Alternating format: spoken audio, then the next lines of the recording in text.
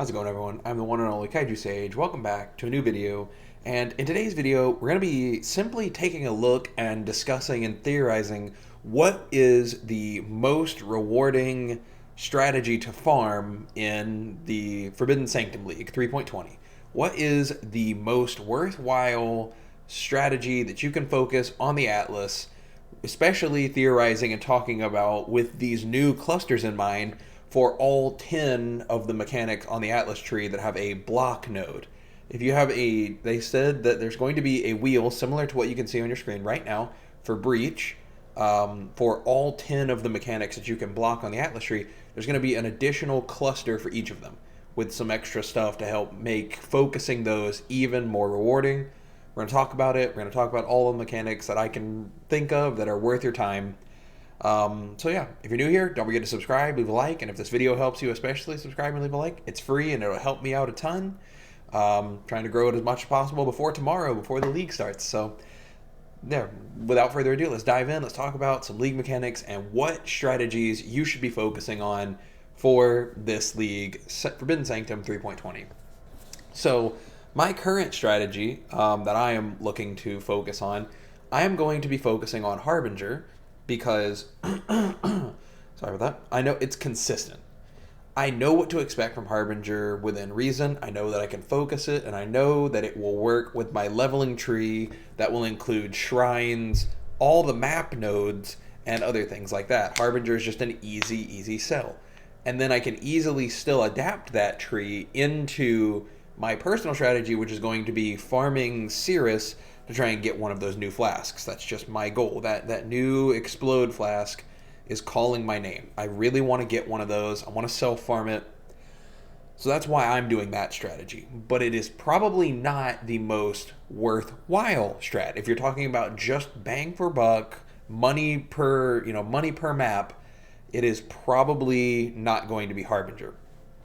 If you just want the most chaos per hour, the most efficient route to get money, unless some crazy shift happens in the mechanics from these clusters that we only have Breach revealed here, one half of Breach, it's probably still going to be Expedition. Expedition has been, since the Atlas passive tree has come out, Expedition is the most rewarding mechanic for just pure, you run it, you get it, it's great. Especially when you can get several Tujen maps in a row, or several Tujen expeditions in a row. You stack up some Tujen currency. If you run a few Tujen logbooks, and especially if you do get them and you get a bunch of his currency, you can buy a bunch.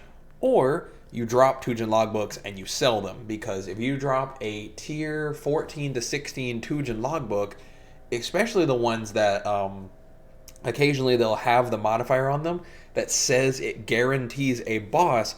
I sold one of those last league or 2 leagues ago for 80 chaos. I just dropped it. It said it had the boss on it, price checked it. It was 80 chaos. There's almost no other league mechanic where just running it, dropping something from the league mechanic itself has 80 chaos worth of value, except Expedition. And then you've also got the reroll currencies for Tujen and Danik. You've got the ability to craft things at ROG that you can sell. You've got Gwen and Gambles, which are pretty dog water right now. I won't lie to you. Those are pretty bad. That did hurt Expedition a lot, but it is still possible to get very standout things from it.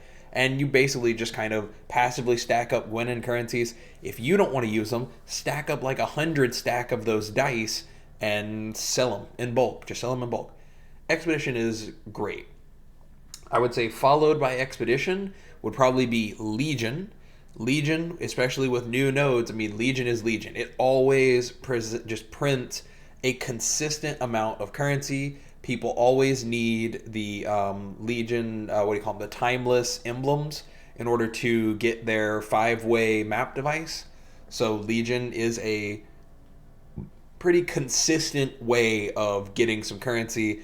And obviously it has currency chests, item chests, uniques, and it just always is decent. Legion is decent. It's good. It's not quite as good as Expedition, but if I'm not going to do Expedition, which I'm not, because I did Expedition for an entire league 2 leagues ago, I think 3.17, I played the hell out of some expeditions, so I'm just kind of giving myself a break.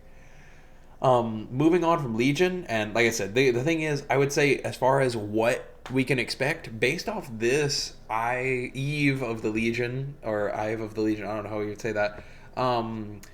Look at, I mean, or Eve of the Invasion for breaches. I mean, 10 additional breaches, 1, 2, 3 additional breaches. Like, if there's anything even close to that for Legion, it's just over. That mechanic is going to go crazy.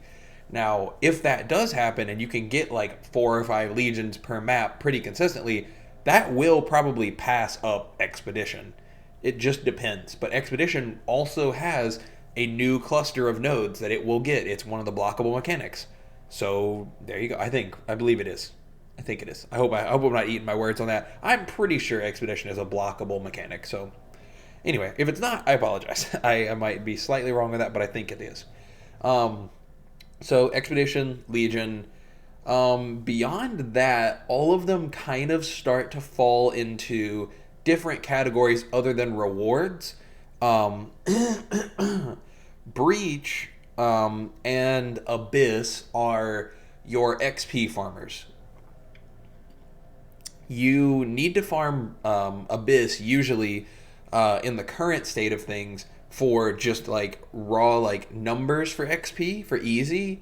But if you want to really get the real XP, you need what are they called? Pure breachstones, where you get the upgraded breachstones from a what is it called? Betrayal, from the betrayal hideouts, where you upgrade the stone to maximum. And you need, I believe that's still necessary in order to get a like true like flawless pure or whatever that like final highest tier is. So you'll have to, it takes a little bit of doing to get those, but you can get like pure breachstones, flawless breachstones.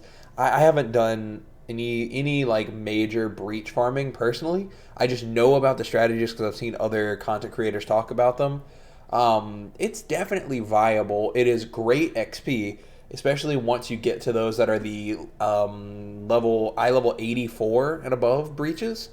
Those make for the best XP that you can get in one place once you have begun the push to level 100 and stuff like that. If you can get a 6-way group of people running pure breachstones or whatever they're called, that give you the eye level 84 or above, if there is that, and you just run through those really fast. Do those, clear the mobs, it gives you a ton of XP. Abyss is your like in-map mechanic, most XP per mechanic. You get a lot of like 50% bonus XP per, Abyss monster you kill, and a bunch of pack density and like chance to get extra abysses. And we don't know what their breach equivalent is, like what's on screen. You could potentially see 5 or 6, abysses per map, and that would be absolutely crazy. That would be a lot of XP and jewels. But yeah, like as far as that goes, I would say, it's up to you. If you really want to do a leveling character, that comes into play. Then we get into the, again, we keep descending down the ladder of things. Blight, you have the Blight mechanic, which is definitely one of the blockable ones. It will get its own thing. The reason that I put Blight lower on the list of things, Blight is a little bit harder than most of the other mechanics. You really need to be geared, and obviously by the point that you're going to be focusing one mechanic entirely, you should be geared out pretty well. But even for a geared character, unless you are specifically built for Blight, have planned around Blight, have spec'd your entire Atlas tree, etc., you get the idea. Blight can still absolutely kill you, and you could still fail a Blight super, super duper easily. Most of these other mechanics that I've listed up to this point are really hard to fail, right? Like, you literally cannot fail an expedition. Once you pop it, unless you just die 6 times in the map, you can't fail it.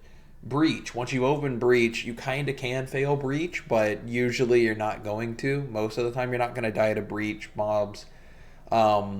Abysses, again, like Abyss is also kind of soft timed, so you could fail it, but nothing quite like Blight, where you just aren't paying full attention. One monster sneaks up, smacks the bulb a couple of times, and you failed the Blight. Like it is quite easy to lose focus for a minute, zone out into whatever YouTube video or whatever you're doing in the background while you're doing it, and then you just fail a Blight. Like it's really easy to do that. I focused Blight last league, and unfortunately I didn't play that much, so I'll probably focus Blight again either next league or something like that, depending on if Ultimatum comes back. 'Cause if Ultimatum comes back, I'm focusing Ultimatum.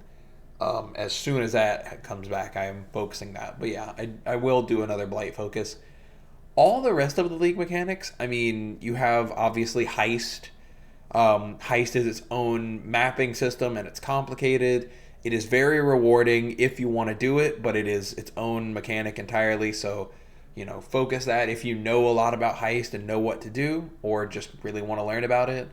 All the rest of them, I mean, Delirium's good. It adds on to your maps. I'm forgetting a couple of them because there's 10 of them, but they're all going to get their own node, and I don't want this video to run too terribly long. So, summarize it all, close it out. I would say in order of, if you just want the most chaos per hour, focus Expedition, then focus Legion, and then beyond that you can decide for yourself if you really want to do like Heist or Delirium or something with a little bit more investment time and stuff like that.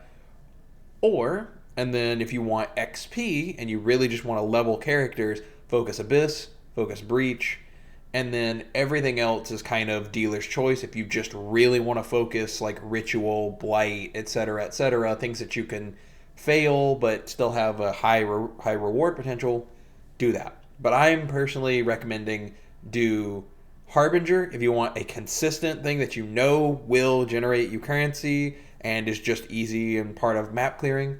Then focus Expedition, then Legion, and then everything else is kind of below those.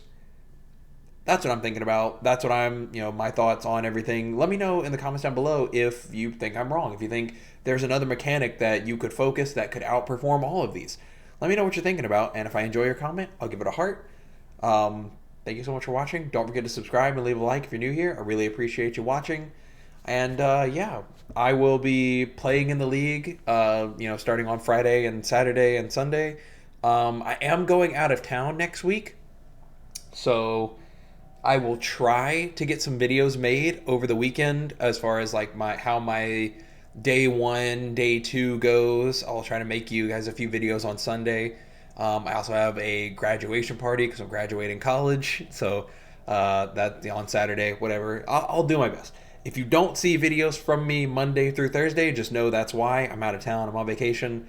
I'll be back the next week, and yeah, I'll be still playing Path of Exile as much as I can, especially starting on that Friday once I get back.